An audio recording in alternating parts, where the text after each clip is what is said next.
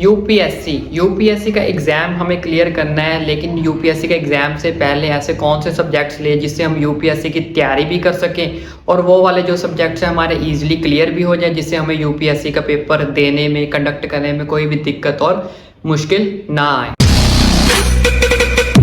तो सबसे पहले हम बात करते हैं यूपीएससी के बारे में कि हम कौन कौन से सब्जेक्ट को चूज़ करें कि जिससे हम इजीली यूपीएससी का जो पेपर है वो क्लियर आउट कर सकें। तो सबसे पहले हमारे पास बात होती है यूपीएससी की, हमने बात करनी है आज यूपीएससी में हम दो टाइप की ग्रेजुएशन कर सकते हैं। एक हमारे पास होती है बीए एंड सेकंड होती है हमारे पास बीएससी। दोनों की जो ड्यूरेशन है वो कितनी है? 3 इयर्स। ये भी ग्रेजुएशन आपको 3 साल में मिलेगी, ये भी ग्रेजुएशन आपको 3 साल में ही क्लियर करनी पड़ेगी। मतलब दोनों की जो ड्यूरेशन है वो कितनी है? 3 इयर्स और 3 ईयर। तो लेकिन आज हम बात करने वाले हैं किसकी? बीए की, कि बीए अगर हम करें तो उसमें से कौन कौन से सब्जेक्ट्स चूज करें, कौन कौन से सब्जेक्ट्स चूज करें कि जो हमारा यूपीएससी है, ये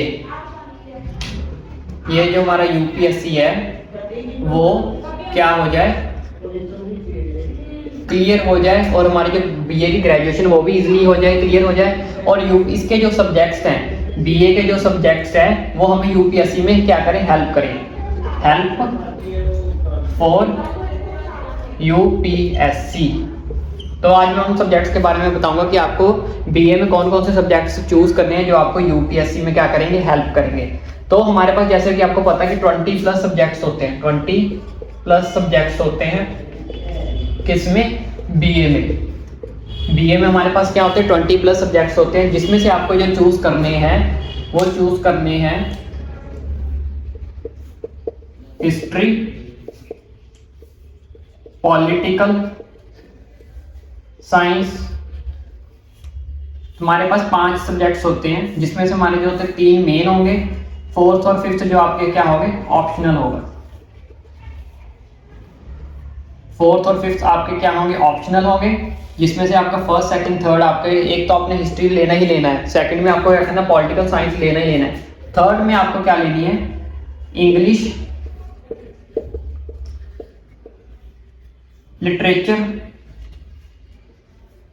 या फिर हिंदी लिटरेचर। जो भी आपको जिसमें भी इंटरेस्ट है वो आप ले सकते हो, दोनों में से एक। या तो आपने इंग्लिश लिटरेचर लेनी है या तो आपने हिंदी लिटरेचर लेनी है। अब मैंने आपको बताया कि अब आपने हिस्ट्री ही क्यों ली। हिस्ट्री जब आप करके जाओगे तो ये आपको यूपीएससी में बहुत ज्यादा बेनिफिट देगी।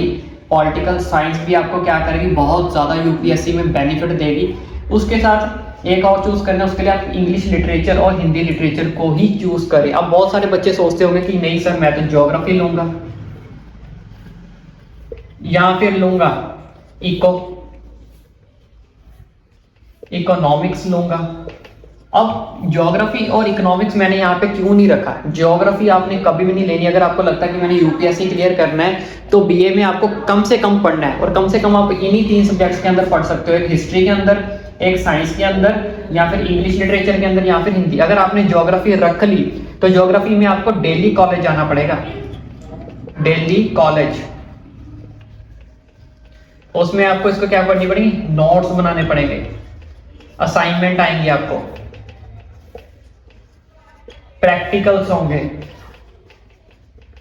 तो इतना सब अगर आप करना चाहते हो तो आप डेफिनेटली ज्योग्राफी ले लो। लेकिन हमें क्या करना है? यूपीएससी में कम से कम सब्जेक्ट्स को क्या करना है? चूज करना है। और हमें कम से कम सब्जेक्ट्स को क्या करना है? चूज करना था ज्योग्राफी में। उसके बाद हम बात करते हैं इकोनॉमिक्स। हमें इकोनॉमिक्स क्यों नहीं ली? बेटा इकोनॉमिक्स में कभी भी भूल के मत जाना, इकोनॉमिक्स में आपको हमेशा क्या मिलेंगे?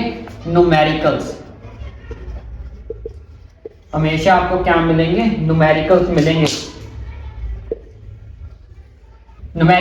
न्यूमेरिकल जो आपको हमेशा क्या करेंगे? तंग करेंगे। तो कभी भी आपने भूल के भी इको को चूज नहीं करना है। अगर आपने इको को चूज कर लिया तो आप कॉलेज के चक्कर काटते रह जाओगे, टीचर के चक्कर काटते रहो, अपना दिमाग माथापाई क्या करते रहोगे? खराब करते रहोगे। फिर आप बोलोगे सर यूपीएससी में इतना कुछ करना पड़ेगा। बीए में आप इतने फ्रस्ट्रेट हो जाओगे कि यूपीएससी तक आपको पहुंचने में बहुत ज्यादा मुश्किल आ जाएगी। तो इसमें कोई बड़ी बात नहीं है अगर आप इन दोनों सब्जेक्ट को रिजेक्ट कर देते हो और ये सब्जेक्ट को चूज कर लेते हो। एक चीज़ों का आप ध्यान रखना, अगर आप बोलते हो कि मैं नहीं बहुत पढ़ा लिखा हूँ यार, मैं तो कर लूँगा, मैं तो ज्योग्राफी करूँगा, मैं तो इकोनॉमी करूँगा, तो भाई कर लो, हमारा क्या जा रहा है, करो जैसा आपको ठीक लगे करो। लेकिन अगर आप इकोनॉमी कर लेते, ज्योग्राफी कर लेते हो, तो इससे ये है कि अगर आपका जो दिमाग है वो बहुत तेज, अगर आपको लगता है कि दौड़ पाएगा या दौड़ता है, तो आप डेफिनेटली इन दोनों सब्जेक्ट में से किसी एक को चूज कर सकते हो। लेकिन मैं तो आपको यही सलाह दूंगा कि आप हिस्ट्री चूज करें, पॉलिटिकल साइंस चूज करें, इंग्लिश लिटरेचर या हिंदी लिटरेचर में से कोई एक चूज करें। यहाँ पे 2 सब्जेक्ट आपके क्या आ जाएंगे, आपको ऑप्शनल आ जाएंगे। अपनी आराम से बीए की ग्रेजुएशन को कंप्लीट करिए, क्लियर करिए और यूपीएससी में जाके एंटर हो जाइए। तो अगर आपको यूपीएससी के साथ साथ किसी और भी स्टेट का एग्जाम देना है, जैसे एमपीपीएससी का देना है या पीएससी का देना है, पीएससी या एमपीपीएससी, किसी भी स्टेट बोर्ड का भी अगर आपको एग्जाम देना है, तब भी आप हिस्ट्री, पॉलिटिकल साइंस और इंग्लिश लिटरेचर, हिंदी लिटरेचर को ही अपने पास रखें। और आपको लगता है कि थोड़ा बहुत मैं ब्रेन यूज करता हूँ, जैसे मैं ऑलरेडी आपको बता चुका हूँ कि ज्योग्राफी और इकोनॉमिक्स को आप इनमें से किसी के साथ रिप्लेस करना चाहो तो कर सकते हो। और नेक्स्ट वीडियो में मैं आपको बताऊंगा कि अगर मान लो आपको यूपीएससी नहीं क्लियर होता, या फिर बीए में हम कुछ ऐसे सब्जेक्ट कौन कौन से ले जिससे हमारा थोड़ा फ्यूचर सिक्योर हो जाए, फ्यूचर में हमें कोई जॉब अच्छे ढंग की मिल जाए, तो उसमें से हम कौन कौन से सब्जेक्ट को अपने लिए रख सकते हैं। कोई टीचिंग लाइन में जाना चाहता है या कोई अदर टेक्निकल या नॉन टेक्निकल लेवल में कुछ जाना चाहता है, तो उसमें क्या आपको बीए हेल्प कर सकती है। तो इन सब के बारे में हम डिस्कस करेंगे नेक्स्ट वीडियो में कि इन सब्जेक्ट में से कौन से ऐसे चूज करें जो आपको फर्दर आगे हेल्प करेंगे आपका फ्यूचर सिक्योर करने में।